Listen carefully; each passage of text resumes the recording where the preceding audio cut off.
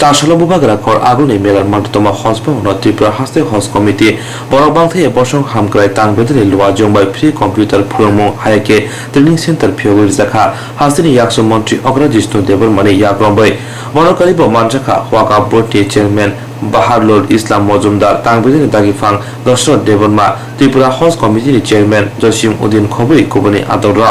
আসল ফিতারা সুই পান্ডা চেঙ্গি রেখা ইয়াকসু মন্ত্রী অগ্রা পাদক কক্সা থাকে হাসিনি যত লোকনি বগে তাবনি হাপাও সামংখাই তমহিনি কক্সাকা আমাদের সরকার কেন্দ্র সরকারই হোক বা রাজ্য সরকারই হোক এই কথা আমরা বিশ্বাস করি যারা দুর্বল আছে তাদেরকে সামনে সারিতে নিয়ে আসবে যে ধর্মেরই হোক যে বর্ণেরই হোক যে জাতিরই হোক যে প্রদেশেরই হোক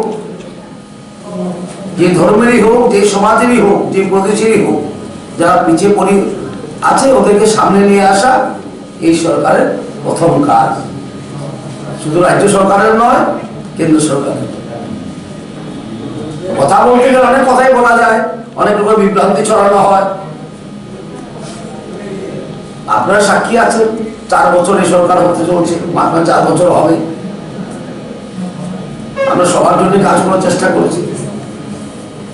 রাস্তা বানিয়েছি সংখ্যালঘুও চলবে সংখ্যাগুরুও চলবে হিন্দুও চলবে মুসলমানও চলবে রাস্তায় স্ট্রিট লাইট লাগিয়েছি সবার জন্যই করেছি 7 লক্ষ লোককে ত্রাণ দেওয়া হলো 1000 টাকা করে অ্যাকাউন্টে ঢুকিয়ে দেওয়া হলো সেখানে কোন সমাজের দেখা হয়নি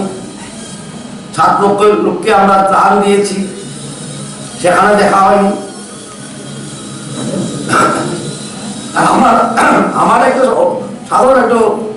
কি বলবো এক্সাম্পল দিতে গেলে উদাহরণ দিতে গেলে আমার কেন্দ্রে চলে গেলে আমি অনেক মুসলমান ভাইরা আছে ভাই বোনরা আছেন 3000 3500 মতন আছেন এখানে সিপিএমও নির্বাচিত হয়েছিল একবার বহুবার কংগ্রেস হয়েছে কিন্তু আজকে আড়ালিয়াতে ঈদগাহ হয়েছে বিজেপি কি বলে বিধায়ক হওয়ার পরে আমি ঈদগাহ বানিয়ে দিয়েছি কংগ্রেসের এমএলএ বানায়নি সিপিএম এমএলএ বানায়নি বিজেপির এমএলএ বানিয়ে দিয়েছে সুতরাং সবকে নিয়ে আমাদের যে প্রচেষ্টায় আপনারা থাকবেন সমাজের উন্নতি হবে আর সবসময় নতুন প্রচেষ্টা আমাদের আছে যারা পিছিয়ে পড়ে আছে যারা ঠিক মতো এমপ্লয়মেন্টের সুযোগ পাচ্ছে না ওদের কিভাবে নিয়ে আসা এই লেভেলে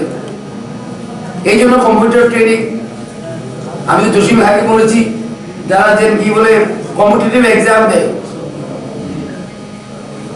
ভালো ভালো চাকরি হয় কম্পিটিটিভ এক্সামের মাধ্যমে ছোট বড় চাকরি এমনি হয়ে যায় কিন্তু বড় বড় চাকরি যারা সমাজের যারা শিক্ষিত বেকাররা আছে ওদের জন্য